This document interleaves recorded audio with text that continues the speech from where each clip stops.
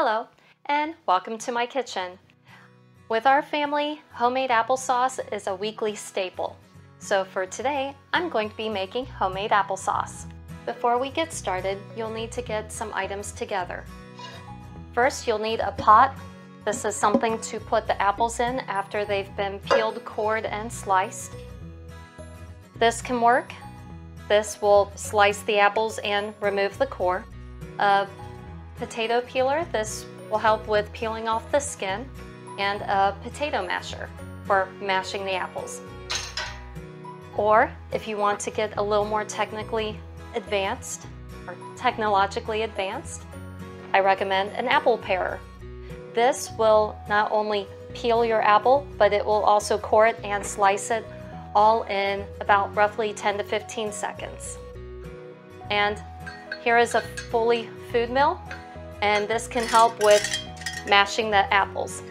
So it's up to you if you want to go with the apple parer and the Foley food mill, or if you want to go the more simplistic route with the potato peeler and the apple slicer.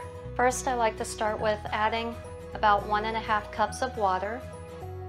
And for today, I'm going to be using my apple parer. So I'm going to flip my switch to secure the apple parer to the counter here. So just flip the switch. Now I'm going to grab an apple, and you want the top side of the apple where the spokes are, and just start spinning.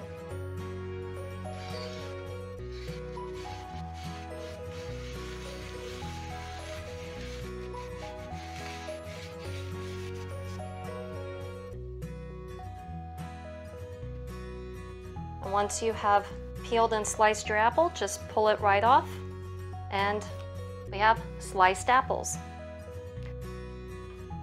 From here, I like to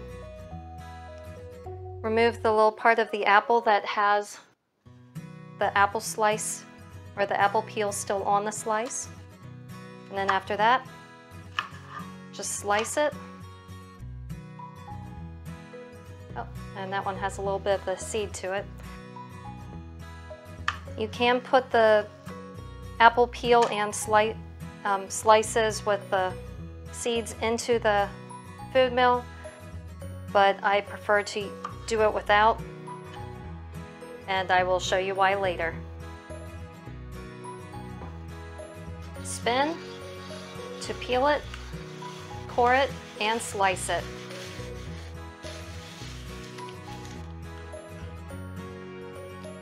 Remove the apple from the core and sliced apples.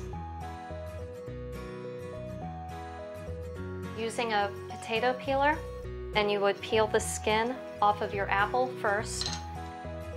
Use this apple slicer and core, and once the apple is peeled, then just put this on top of the apple and then push down, and then you will have 8 even slices of your apple to then put in the pot. Just a side note, if you're using a food mill, then you do not necessarily need to peel and core your apples. You can just slice them and put them in the food mill, and then as it spins around, it will mash the apples, and then the apples will come out the other side. My personal preference is to peel and slice my apples before putting them in the food mill, and that's just because if the skin is still on the apple, as the apples go down and get smashed into this, the skin will block the holes here, preventing the apples from coming out the little holes here. And just the same with coring the apple, there are little stringy bits that go around the seed inside the apple, and those stringy bits can actually go through the holes, and then you have stringy bits inside your applesauce. It's my personal preference, but I prefer not to have stringy bits in my apples. Once you have peeled, cored, and sliced all of your apples, you'll want to put them on the stove. And I like to put my stove on between 3 and 4 and let it cook for about 30 to 40 minutes. You'll want to keep an eye on it, make sure the water does not evaporate and then you're cooking apples without any water. But just the same, you want your apples to cook long enough that they're easily mashable. So again, that's where roughly 30 to 40 minutes, and we'll check back in with the apples in a little bit.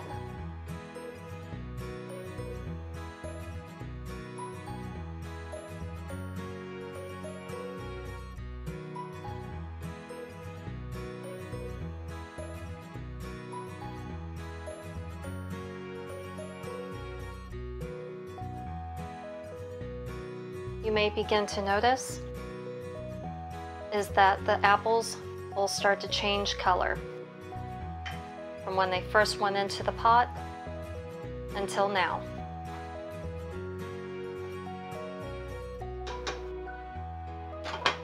Once your apples are done cooking on the stove, now it's time to scoop up the apples and put them in the food mill.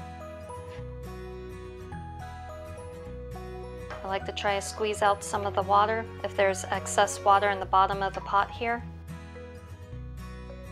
before I put them in the food mill. And now just start to spin.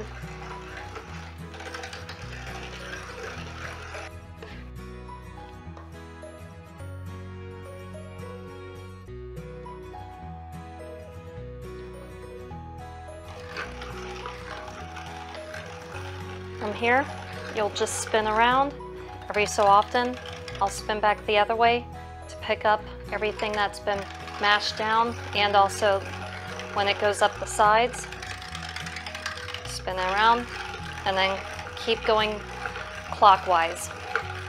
And something you may need to do every so often is to take your spoon and push down all of the apples that have gone up on the sides, and then continue spinning.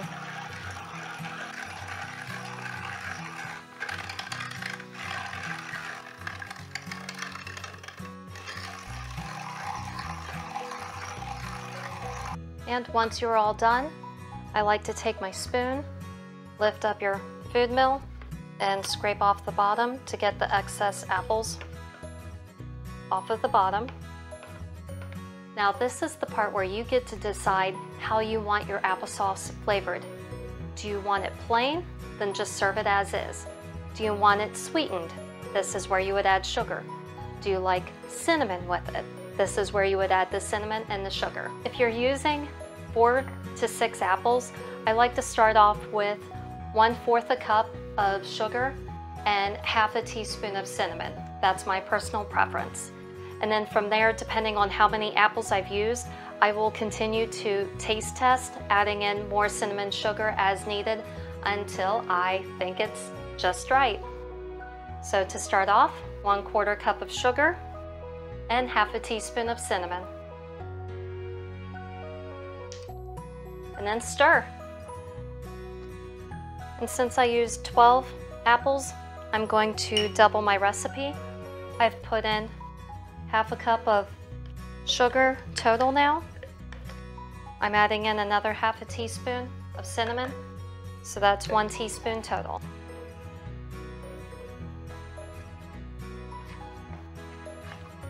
And just stir everything together. And when you're done, taste test it. If you like it, then go ahead and serve or put it in the refrigerator. Thank you for watching. If you have any questions, please feel free to ask. Post your comments below. Remember to select like if you like the video. And as always, subscribe.